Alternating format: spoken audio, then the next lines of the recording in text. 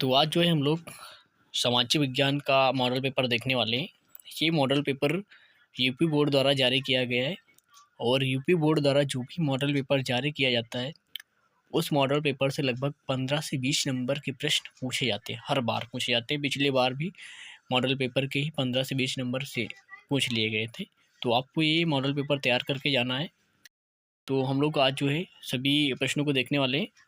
तो 1 से 20 तक बहुविकल्पी प्रश्न है, ये आपको पता ही है। तो उन प्रश्नों को आपको सॉल्व कर लेना है। तो उनका पहले स्क्रीनशॉट ले लेना सभी प्रश्नों का। उसके बाद हम लोग जो है 4 और 6 नंबर वाले प्रश्न देखेंगे कि 4 और 6 नंबर वाले प्रश्नों में जो है कौन-कौन से प्रश्न जो है पूछे जा सकते हैं, जो ज़्यादा जिनकी संभावना है आने की। क्योंकि क्वेश्चन देखने के बाद पता चल जाता है कि ये क्वेश्चन पूछा जा सकता है कि नहीं पूछा जा सकता है। तो चलिए देखते हैं हम लोग एक-एक करके सभी प्रश्नों को।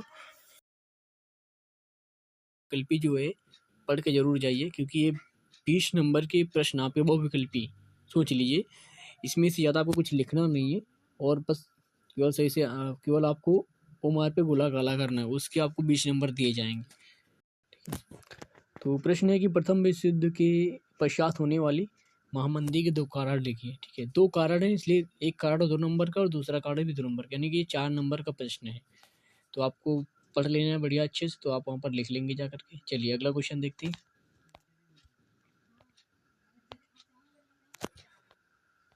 देखिए अथवा में भी यहाँ पर दिया गया है कि 1928 से 1934 के मध्य होने वाली महामंदी का भारतीय अर्थव्यवस्था पर पड़ने वाले 2 प्रभावों की व्याख्या कीजिए। ठीक है, तो ये 4 नंबर के भी है। इसके बाद अगला क्वेश्चन है कि सत्ता की साझेदारी लोकतंत्र की आत्मा है, इस कथन की कारण सहित पुष्टि कीजिए।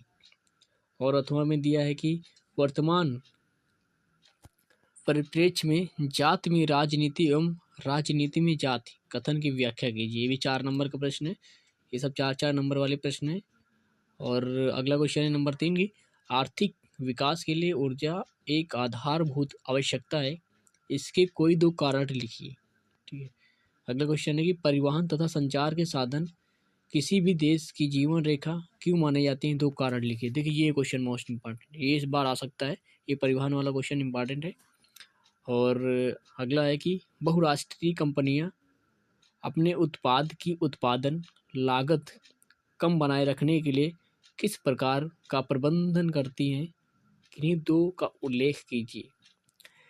तो इसके नीचे अथवा में दिया गया है कि अच्छे बाजार के किन्हीं 2 लक्षणों का उल्लेख कीजिए। ये इंपॉर्टेंट क्वेश्चन है, अच्छे बाजार के किन्हीं 2 लक्षणों का उल्लेख कीजिए।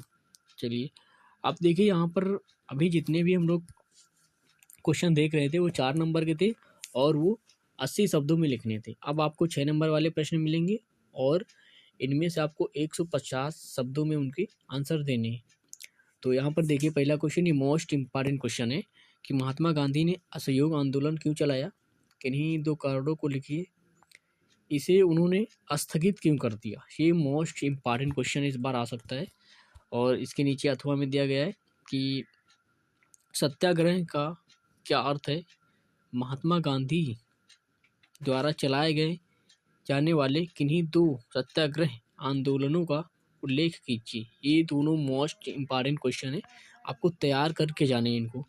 इसके बाद फिर है कि प्रश्न नंबर 6 कि लोकतंत्र में राजनीतिक दलों की आवश्यकता क्यों पड़ती है, इनके किन्हीं 4 कार्यों का उल्लेख कीजिए।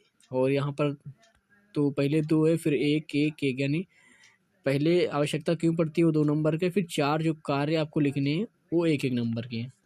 फिर अथवा में दिया गया है कि लोकतंत्र उत्तरदायी पारदर्शी एवं वैध शासन की व्यवस्था देता है, इस कथन की व्याख्या कीजिए। तो ये कम इम्पॉर्टेंट है। इसके बाद 7 नंबर क्वेश्चन, ये मोस्ट इम्पॉर्टेंट क्वेश्चन है कि ये क्वेश्चन है कि मृदा अपरदन का क्या अर्थ है। मृदा अपरदन का क्या अर्थ है, मृदा अपरदन का भूमि पर पड़ने वाले 2 प्रभावों का वर्णन कीजिए। ये मोस्ट इम्पॉर्टेंट क्वेश्चन है, क्वेश्चन नंबर 7। तो इसको आपको तैयार करके जाना है। और इसके बाद जो है फिर अगला क्वेश्चन अथवा में दिया गया है कि भारत में पाए जाने वाले मोटे अनाजों का उल्लेख कीजिए, इनकी पैदावार बढ़ाने के लिए क्या उपाय किए जा सकते हैं, किन्हीं 2 का उल्लेख कीजिए।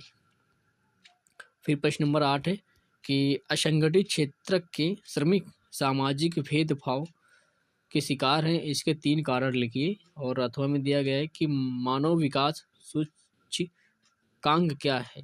मानव विकास को नापने वाले प्रमुख अवयवों का वर्णन कीजिए। ये इंपॉर्टेंट क्वेश्चन है।